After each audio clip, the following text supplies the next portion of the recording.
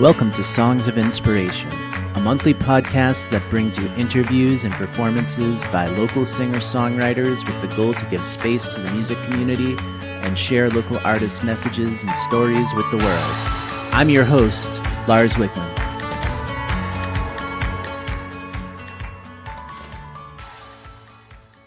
Welcome back for another episode of Songs of Inspiration. I'm very excited to bring you today's guest, Rachel Baldwin. Rachel's a singer-songwriter who originally washed up ashore on the banks of the Cape Cod coast. But most recently, she's found herself singing siren songs in LA. Her songs run the gamut of sweet, salty, or a little bit sad, often with a spice of allegory or literary allusion. She lives in the pursuit of the age-old question, what would happen if you combined Sufjan Stevens with Gerard Way of My Chemical Romance and then put them in a playlist with Boy Genius? I'm thrilled to have her join us virtually today from her studio in LA. So without further ado, let's dive into the interview. Hey everyone, we're coming to you today from the virtual studio with Rachel Baldwin. Thanks for taking the time to join us today, Rachel. Thank you so much for having me. I'm glad to be here. Cool. I gave some highlights in our intro, but it's always good to start at the beginning. Can you tell us a bit about how you got started with music and your career so far?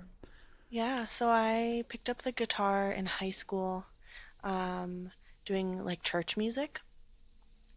And very quickly realized that I wanted to write my own songs. So for a few years in high school, I wrote by myself. I wrote with a few friends of mine, one of whom is named Andrea. I wrote her a song that I'll be playing later, so I always love to shout her out.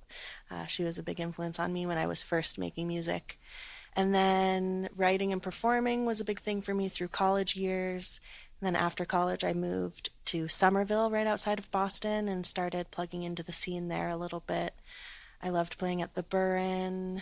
The Lizard Lounge open mic was one of my favorite spots.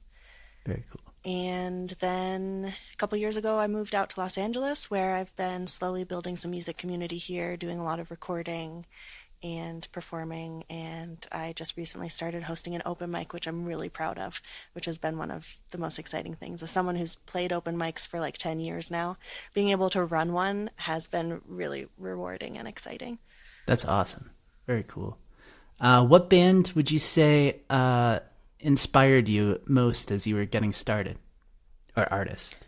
Yeah, I think it's a tie between Joan Baez and Neutral Milk Hotel.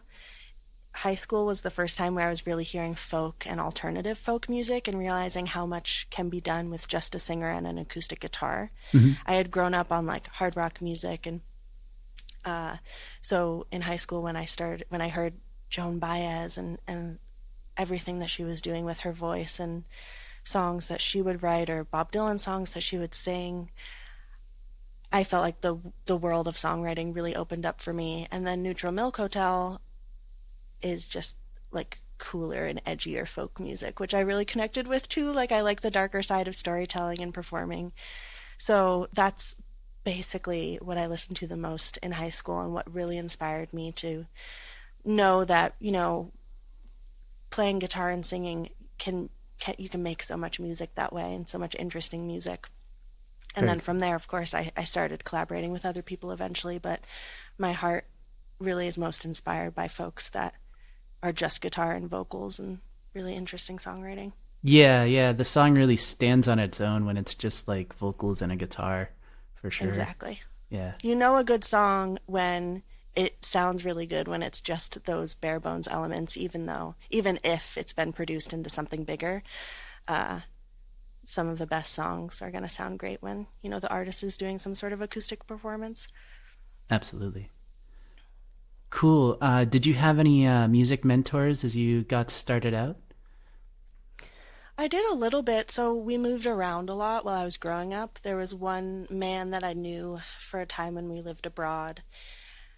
And he was a mentor for like a couple weeks, but it really stuck with me at that time because at the end of that couple weeks where he was watching me, I was leading worship music at that time for this religious group that we were a part of. So he was very much exposed to my process for that, which is different than performing and writing. But anyway, he mentored me in that aspect of music making. And then by the end of the couple weeks, he gifted me his guitar, Oh, which he cool. had for a number of years. And we both cried. And, I was 16 years old and really impressionable. And I knew my heart wanted to, I wanted to be making music more than anything. So for this older person who was a really seasoned musician who had traveled with this guitar, for him to gift me that guitar as a kind of the symbol of believing in me and supporting me, it really, really made a huge impact. And um, yeah, I still have that guitar. I didn't take it with me to LA. I actually lent it to a friend who wanted to start learning guitar. Oh, nice. Felt like paying it forward. But yeah, I mean, it was my primary guitar up until I moved to LA. I just couldn't fit it in my car when we moved. I could only take one guitar, so I took my electric. Uh, yeah, so he really was the first major mentor musically. And then I had some friends in high school that I would play with, and they really helped me find my sound and my confidence in music making. Similarly, my husband, who I collaborate a lot with now, shout out Gal, I met him right after I graduated college, and he has just like transformed my music making. He plays the drums, he produces and mixes. I knew that he got me when I played a house show that he came to like really early on in our relationship and our collaborating with each other. And I played this new song, and we chatted about it afterwards, and he was like, I can hear the singing saw on this song, Oh, wow. which I thought was so wild and so specific, but something that Neutral Milk Hotel uses. And we had not talked about, my love for Neutral Milk Hotel at that point, but it was a really specific sound that I loved, and the fact that he could hear it while he was listening to my song, and then it ended up on the song when we recorded it. It's a song called 246. Yeah, Nice. so he just has gotten my taste. I don't even know how, but we connected over that, and mystically, he's got me and supported me, and we've made some music I'm really really proud of together. That's So I would awesome say that you he's a guys can mentor create too. together. Yeah, yeah, it is. Thank you. Cool. Um, what would you say the biggest challenge you faced and overcame in pursuing your passion for music was? Challenges in music. It's not something I've thought about a lot. I think I think I just deal with some of the regular things, like sometimes feeling like I'm not good enough, a Hmm. little bit of imposter syndrome, or just a lot of nerves before performing. Hmm. Um, Sometimes I make an excuse that I'm not like super great at guitar because I never really had lessons because we moved around a lot, which is just an excuse I'm making because at this point, um, I don't know. I think I feel insecure about it sometimes. So it's things like that which I know aren't, it doesn't matter because you can make really, really good music with three chords. I know Hmm. more than three chords and I'm proud of the music I make, but I think it's the mentality of music making and being an artist and putting yourself out there with things. A lot of my writing is really personal. Yeah, But it's still something that I want to sing and perform and connect with people over. So I think it's just, you can get lost in your head a little bit definitely. Yeah, there's a with lot doubts of or like insecurities. vulnerability in that too and stuff. And yeah, Exactly. cool. I see you post a lot of videos on Instagram and do a lot of songwriting. Do you have any creative routines that help you keep inspiration flowing? Uh, I listen to a lot of music. I love watching concert videos. You know what? The thing that keeps me most inspired lately is the community that I'm part of. So I have to make a major plug for School of Song. They're an online community that does songwriting workshops with established musicians, so folks that you maybe have heard of, like Robin Pecknold from Fleet Foxes Oh, cool. or David Longstreth from Dirty Projectors. Currently, we've got Chris Weisman doing a class. So I've taken a lot of these workshops, which one is amazing because you get songwriting homework. So it keeps you on your toes, writing from different angles, writing different times of the day than you're used to, or writing with new chords that you haven't used. a plethora, an infinite amount of different homework prompts you can find in these classes to get you inspired. So that's kept me writing. It's also kept me very inspired hearing from these amazing musicians that I idolize. And then on top of that, and most importantly, the friends that I've made through this community keep me motivated. Like, I have friends that I could text any day and be like, okay, what song are you working on? Or I have friends that send me songs they're working on and we collaborate on them. Or, you know, a lot of my friends now are songwriters. So what do we talk about most of all is our songwriting. And that keeps me really, really motivated and excited. And learning from all different kinds of songwriters keeps me so inspired and challenged. So as a result, I'm writing a lot. So I feel like I'm almost at this point where I'm writing really frequently. It's almost a daily practice. I would love if it was a daily practice, and it hopefully soon it will be. But I'm really sitting down with my guitar a lot. So yeah, you've caught me at a really good season in my creativity where I feel like inspiration is bountiful and abundant. That's great. And I have a good amount of free time, so I'm spending a lot of time tapping into that stream of inspiration and working on new material. Nice. Do you have a favorite, like, I know you do a lot of songwriting challenges, and has there been a favorite one that you've done lately? Ooh. Or a favorite song that's come out of it? Yes. So I'm going to play you a song today called Pinocchio, which is my most recently completed song. I did put a video of it on Instagram, but that came from a writing assignment for a School of Song class that was last month with Laura Veers. She's a super talented folk rock songwriter and performer. And the assignment was to pose a question in the song and maybe answer it. So pretty simple lyrical prompt. But I like that because that gets me. I like the lyrical prompts more than anything. You know, I'm a lifelong journaler. I'm a writer. I like spending time thinking about the words. So that got me really inspired almost immediately. So you'll hear in my song Pinocchio that I'll play later. It even starts with a question lyrically. That's cool. And it has a few questions in it.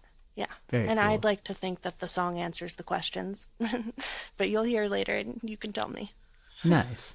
I think you did one song around a name or something. Like, having something to kind of start with is really a cool way to see what comes out of that. Having some, like, guardrails and stuff to kind of shape what you're doing. It's cool. Yeah. Yeah. A lot of my songwriting is, you know, I'll think of a memory I've had with a particular person or something specific I'd like them to know about how much I love them or I appreciated something. So one of the other songs I'll play later is a song called Andrea, which is very specifically for my friend Andrea and the experiences that we had. So yeah, I like writing that way. Nice. Do you have any plans to release any new music anytime soon? I don't have specific dates yet, but everything I'm going to play today I think will end up on an EP that I've been working on. So I'm sitting here in my home studio that my husband works almost full time out of, doing mixing and producing. And we've been in here recording all of the songs that I'm playing this afternoon. The third song that I'll play is called Stay the Same, and that one's almost done and will probably be the first single that we'll release for the EP, which we don't have a date at this point. I feel kind of lucky that at this point in time in creating that I can really take my time without really strict deadlines. I still have that urgency of wanting to get them out there, so we're not sitting on our hands or anything, but we can really take our time. And as a result, we don't have a strict deadline or release date at this point. Maybe early next year, maybe sooner. Nice. But yeah, the big plans. I haven't released anything since 2020, and so I'm ready to. Like, my heart is ready. I'm ready to perform more. I'm ready to release, but the songs are still baking. Yeah, definitely. The more time you can take and stuff, the better they come out. I feel like, yeah. I think so. But I think there's a fine line between taking just the right amount of luxuriation and time working on it, and then taking too much time where you're overthinking things and redoing things and maybe ruining the original creative moment. So, I'm keeping that in my mind. And Yeah, for the yeah. most part, a lot of the times with the recording that we've been doing, we'll sit down and we'll say, okay, we're recording the demo. This will be the demo for Andrea. But then maybe for a couple of these songs, the demos have sounded really good that we've then kept those vocal takes as the final vocal takes or parts of those vocal takes. That's cool. Yeah, it's Yeah, been fun. sometimes you capture something raw in the moment and it just works and you gotta Yeah, hang on to yeah, it. exactly. Very cool. Awesome. I was listening through some of your songs, and one that really stuck out to me was the song Tallest Trees from, I think, one of your earlier albums, Limbs. Can you tell us a little bit about the story behind that song and what it's about? Yeah, I love that song. It's been a while since I played it. So I wrote that back in college. I graduated college in 2017. So it's an older one. I probably started it in like 2015 or 2016. And I think with that song, you can really hear probably the Fleet Foxes influence with Hmm. the rhythm of the guitar and the sort of dreamy subject matter of trees, but also trees representing our souls and our growth as humans. So yeah, I think that song came from a place of, when you're that age in college, and yeah, I guess I can't remember exactly what year I really started writing that song. Anyway, it's a time in your life where everything is in transition all the time. You're thinking about what you want to be and what you want to do next. So the song is really about that. Like, I want to be the tallest, strongest, and most beautiful tree that I can be. But there's a big question mark there. Hmm. So that That's really really is what cool. the song is about. Thank you. Yeah, I haven't played that one in a while. I released it. So for my senior thesis, I was a literature major at Hmm. my college, which also came, I got an English degree, so literature was my main focus, but I took some creative writing classes and I took a creative writing thesis senior seminar in my last semester. And everyone in that class was writing like a collection of poetry or some short stories or something. But it was the year that Bob Dylan won the Nobel Prize for songwriting. So I said to my professor, I was like, can I please write some songs for my senior thesis? So I worked on Tallest Trees for that senior thesis. I like tinkered with the lyrics and wrote a few other new songs. And then at the end of that semester, I worked with some friends to record the EP. So that EP, Limbs, is basically my college thesis. Um, Nice. and I released it in 2017. Yeah. Yeah. It's such good memories. I love that you liked that one. Yeah, the production on it's really nice too. The guitars and stuff really. Oh, Yeah. oh, great. I'm so glad. So I partnered with a really good friend of mine, Phil Jones, who works for WERS, the Emerson Radio now. Oh, cool. Big shout out to Phil. He, during his college years, was part of a band called Low Ceilings. And Low Ceilings still exists in like a different iteration now. One of my favorite bands ever. One of my favorite bands local to Massachusetts and New England. So all the guys from Low Ceilings played the backing instruments Oh, on that nice. EP. Very Yeah. cool. So have to shout them out. It was so much fun to work with them. We recorded in the WERS studio, which was a blast. That sounds like a lot of fun. Very cool. It was really fun.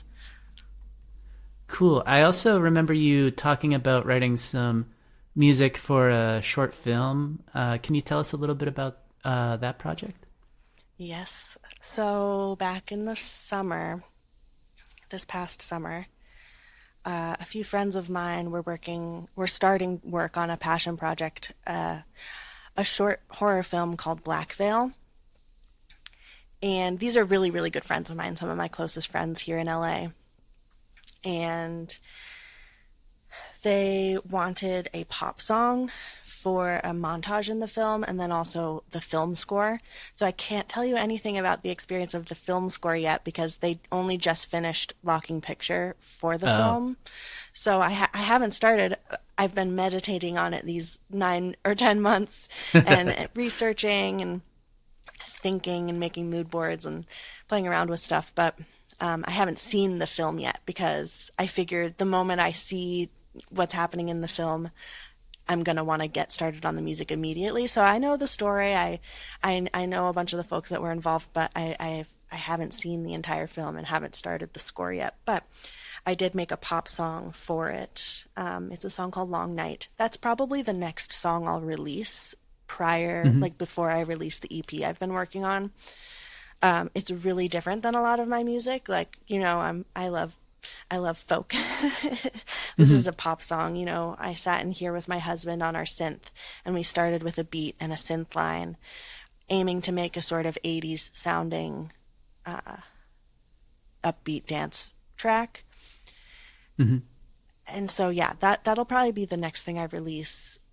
And I'm really proud of it. And I performed it a couple times this year. Had a couple shows I had just with the backing track, and I felt like a pop star. So it was an Very amazing cool. experience. Yeah. Yeah. But so hopefully in the next few months, there'll be some announcements for the rest of the film and the music and release dates for the short film.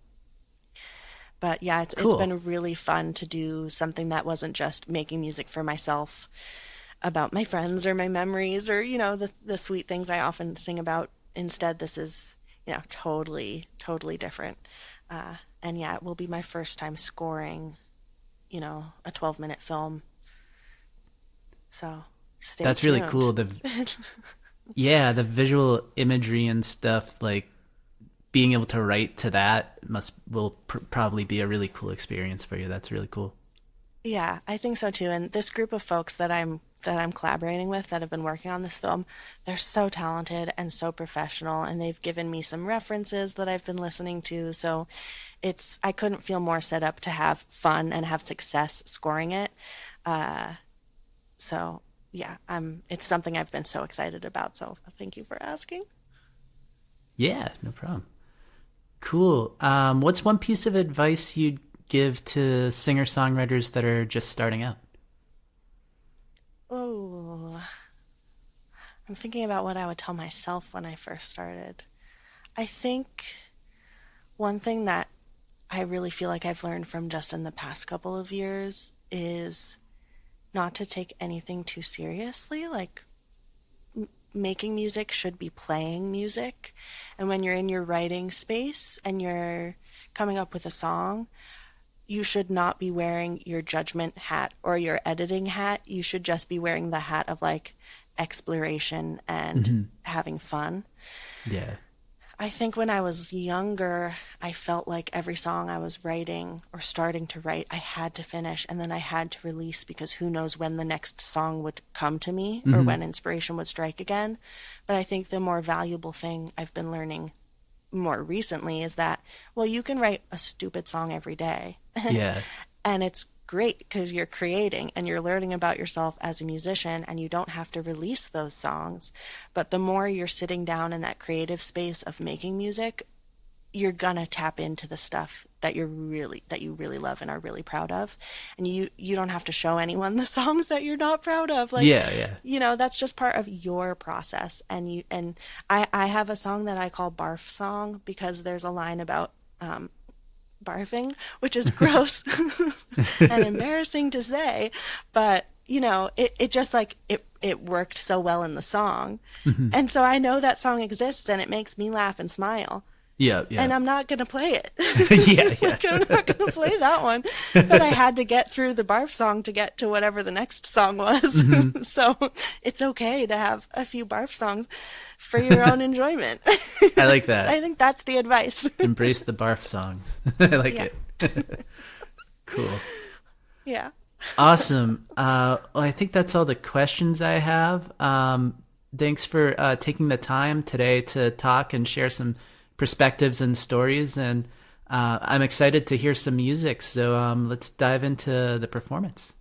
Let's do it. Thank you so much. All right. We're back with some tunes. This one is called Andrea. I wrote it back in September around Andrea's birthday. Shout out, Andrea. You're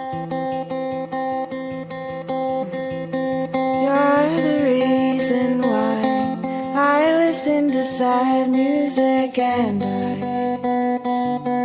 couldn't be happier. Dylan and villagers and bright eyes, Andrew Bird and Death Cab, I'll be your fever. Misery needs company, that's why I need you, Andrea.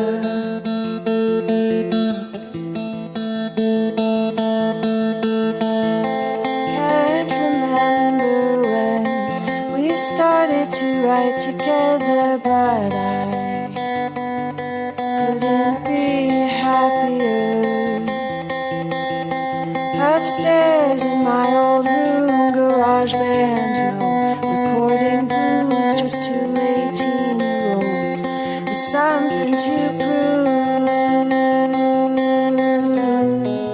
Misery needs company, that's why I need you, Andrea, to sing again. Like a promise or a curse, you unearthed verses from the dirt to form clay out of your hurt. And you molded perfect songs and perfect voice, you sang it strong, perfect songbird all along. Misery needs company, that's why I need you, Andrea, to sing again. Misery needs company, that's why I need you, Andrea, to sing again.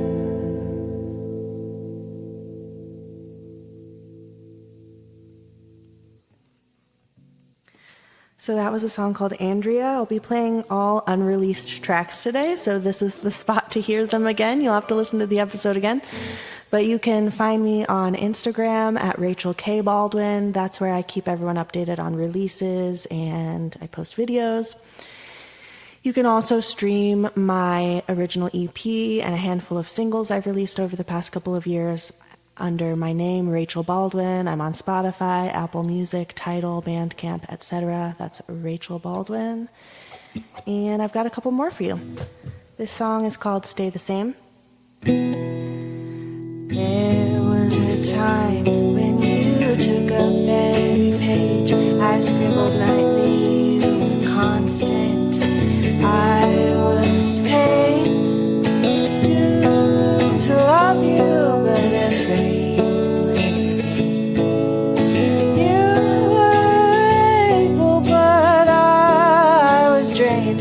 Something had to change.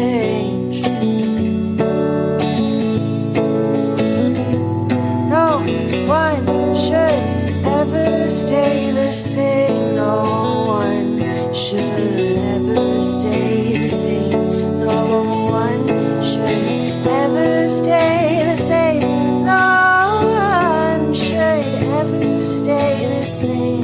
No one should stay the same.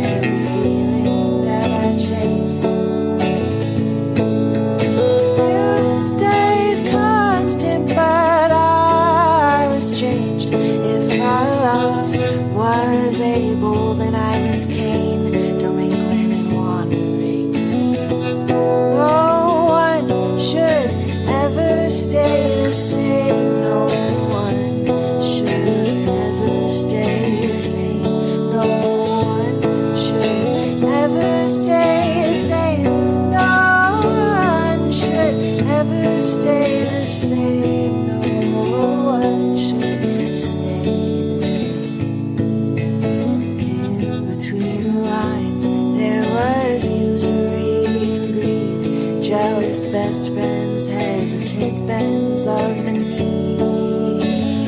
There was worship beside curses, next to blasphemy and schemes. This love was never holy, it was just loosely veiled disease. No one,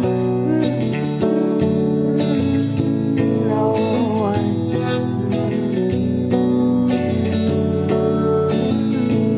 no one,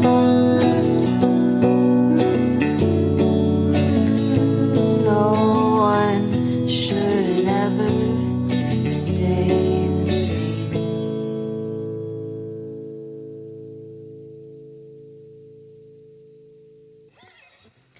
Thank you. That one was called Stay the Same. Also an unreleased track. Thank you all for listening. This is my final tune. It's called Pinocchio. Did I ever tell you about that first time I wanted you to stay the night? Darling, did we have to lie? Could we ever question what compelled us there? That same September air. Darling, did we have to lie?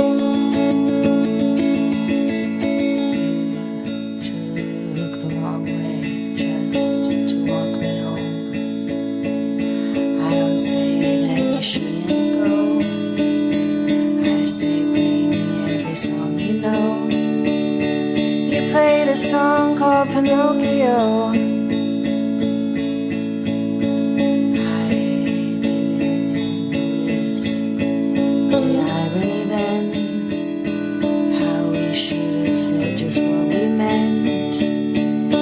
Love is patient, it's not honest.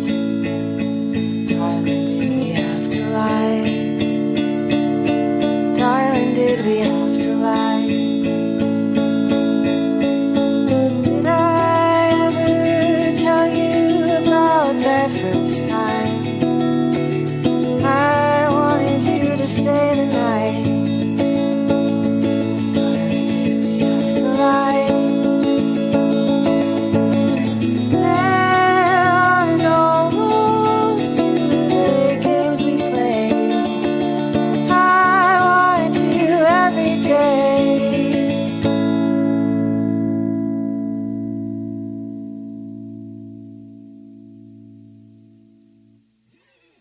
Thank you. Thanks for listening to Songs of Inspiration. Until next time, keep supporting live music, stay safe, and be well. This podcast is produced by True to the Vision Music.